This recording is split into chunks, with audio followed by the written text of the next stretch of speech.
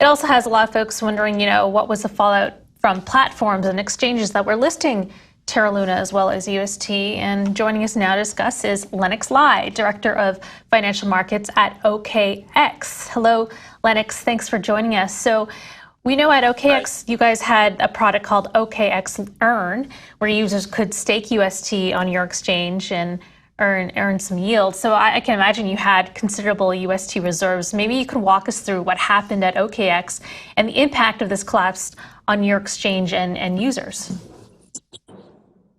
Oh yeah, we already has informed all our customers to actually redeem their UST right before the big crash.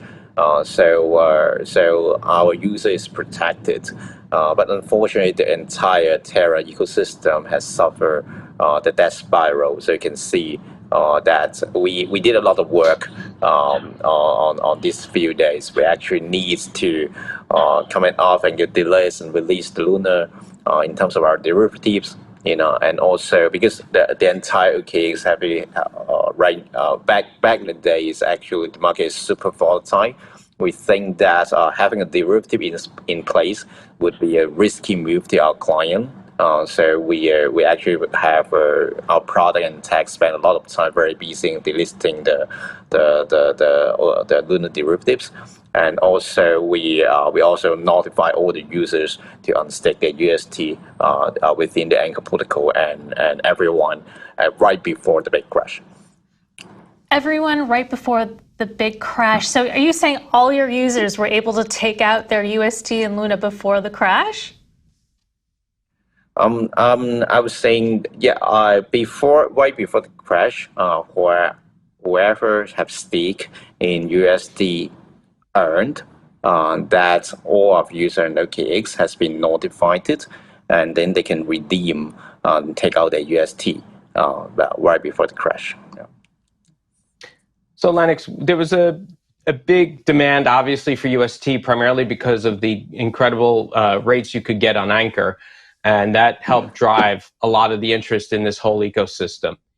Now that has shown, at least in this situation and a few other very known failures of algorithmic stablecoins in the past, are you reluctant, if not unwilling, to list algorithmic stablecoins going forward, despite, let's say, consumer demand? If these models continue to show incredible amounts of flaws and potential hazards for investors, despite the large rates that are being dangled in front of them, are you guys willing to say, that's enough, this isn't going to work here, this shouldn't be on our exchange? I'm sure the bar of listing algorithmic stablecoin would be very, very high. We're going to be very, very high. So theoretically, the algo stablecoin still work as long as you have sufficient stable Exec back behind your back.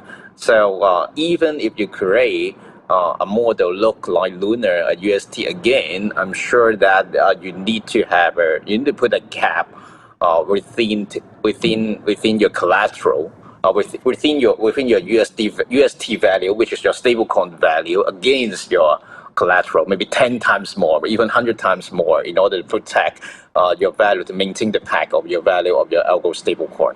I think that's like the prerequisite for OKX to list any in future any stablecoin, right, any algo stablecoin. Would you unlist any? Sorry? Would you delist any of any algorithmic stablecoins? I'm not sure how many. Do you have any currently trading on OKX, and is that something you would want to delist? No, we don't have any algorithmic stablecoin right now currently on OKX platforms. The biggest one is still LUNA and UST right now. So we still have a look on the situations right now whether we should delist it. We're still monitoring the situation right now. I wonder how much in reserves did you have in UST and in LUNA on the exchange, if any at all, and what would be the impact to OKX due to a crash like this? Yeah, we don't have information on hand about the reserve on UST. I don't think that's we have a lot because we actually we don't invest on LUNA or UST. We don't buy UST. We charge commissions. Some of them based on UST as well. So I don't think there's a lot of impact on OKX as whole. So what's more importantly as a platform operator is whether anything related to LUNA product, our financial product, our crypto product are safe and sound. So after the aftermath, I think our platform, especially on UST and the LUNA derivatives, is actually working so fine. We don't have any issues in terms of false declarations or big market impact to trigger even more bigger market turmoil on OKX product. Mm-hmm. Why do you think it got, so many big names went into Terra Luna? Why do you think it got so big so fast? The yield is actually very attractive back in time, and also we are undergoing a pretty long bearish market for Bitcoin, the market as a whole. Those people are looking for yield enhancement product. So in fact, it's obviously got all the attentions. People looking for asset allocations, a medium for asset allocation. So the yield for 90% or maximum 20% is very, very attractive under this bearish market.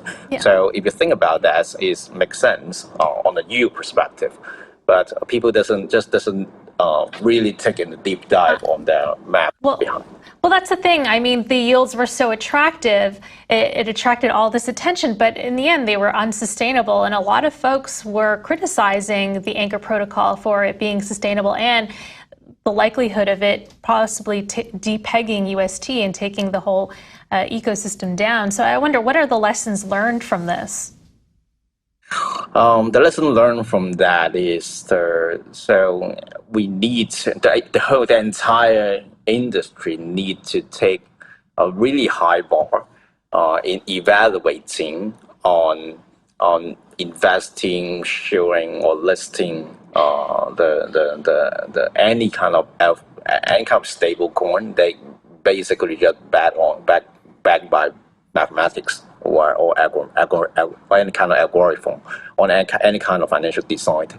So eventually, if you want to do something stable that is backed by a really volatile asset, we need to put a really high bar in terms of collateralization ratio. We need to have a minimum of industrial standard that you need to put up 10 times more stake in order to protect your stablecoin.